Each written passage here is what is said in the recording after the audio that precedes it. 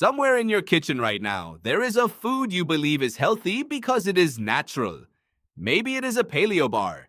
Maybe it is a grass-fed steak, a handful of almonds, a green smoothie labeled with a picture of a caveman on the front. You bought it because somewhere along the way, you learned that eating like your ancestors is eating the right way. Here is the problem. Almost none of what you picture as the ancient human diet is accurate.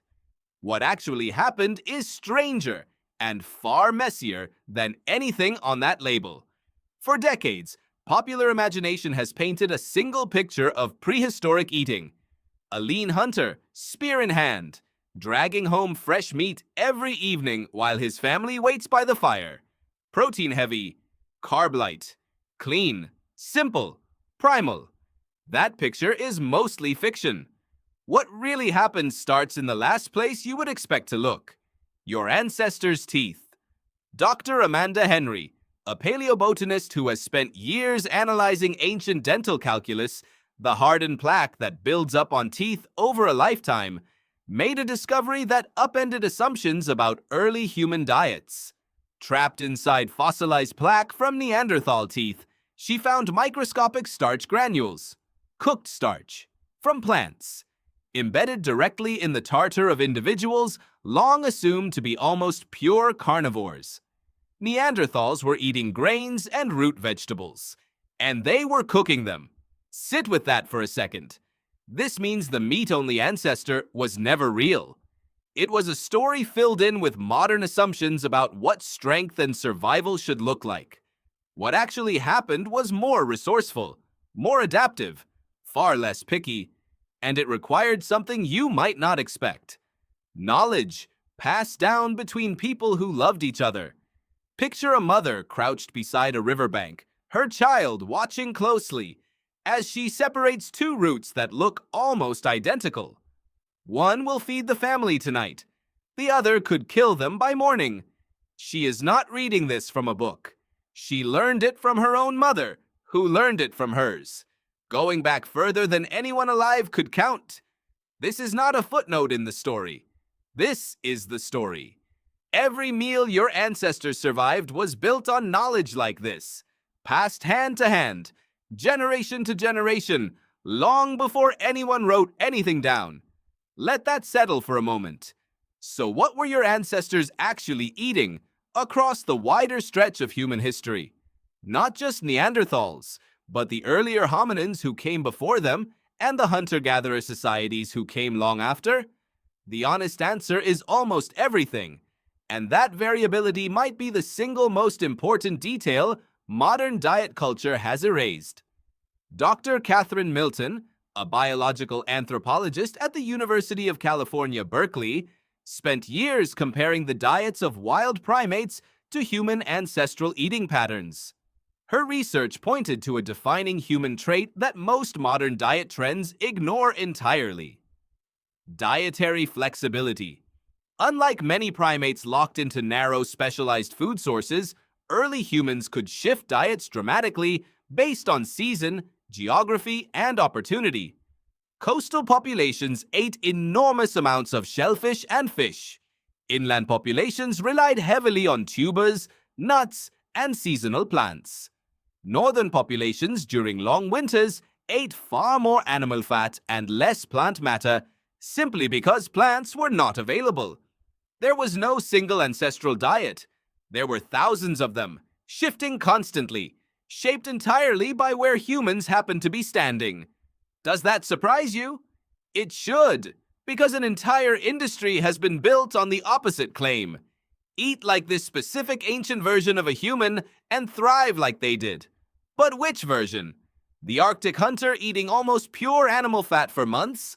The tropical forager eating dozens of plant species a week? The Neanderthal chewing on cooked roots beside a fire? They cannot all be the same diet. And they were not. Here is where the story gets even stranger, because modern research suggests something almost nobody expects.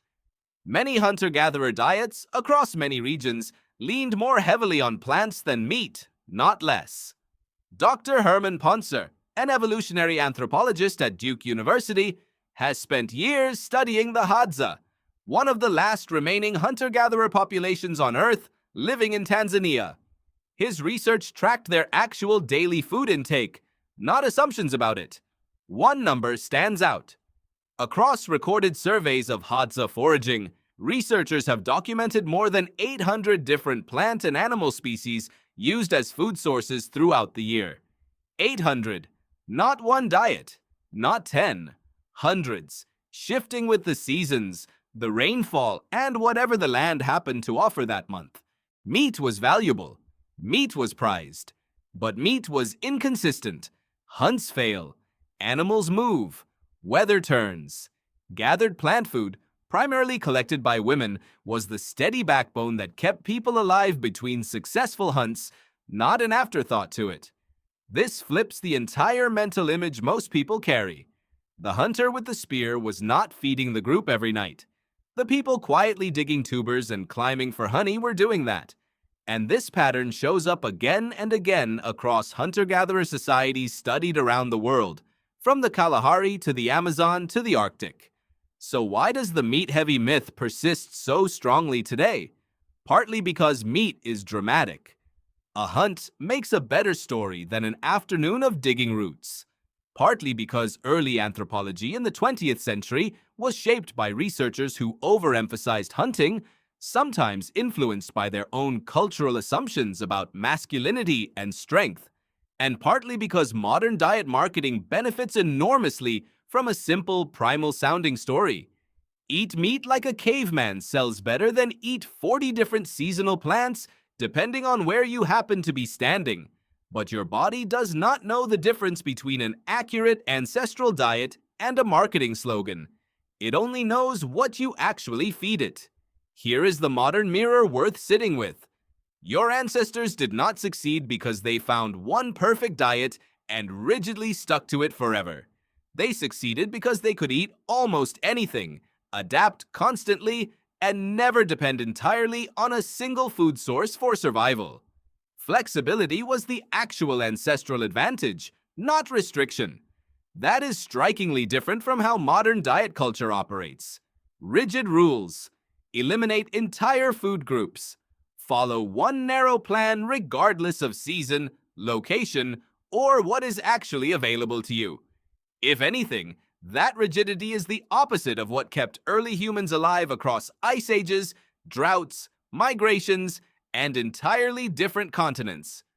The Neanderthals cooking roots beside a fire were not failing to be primal enough.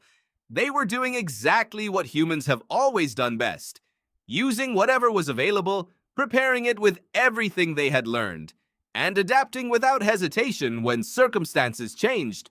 So the next time a label promises you the diet your ancestors ate, ask which ancestors, which year, and which continent. Because there was never one diet at all. Somewhere in your kitchen right now, there is a food you believe is healthy because it is natural. Maybe the most natural thing you could do with it is exactly what your ancestors did with everything they found. Stay curious about it, adapt it to what your life actually looks like, and never assume there was ever only one right way to eat.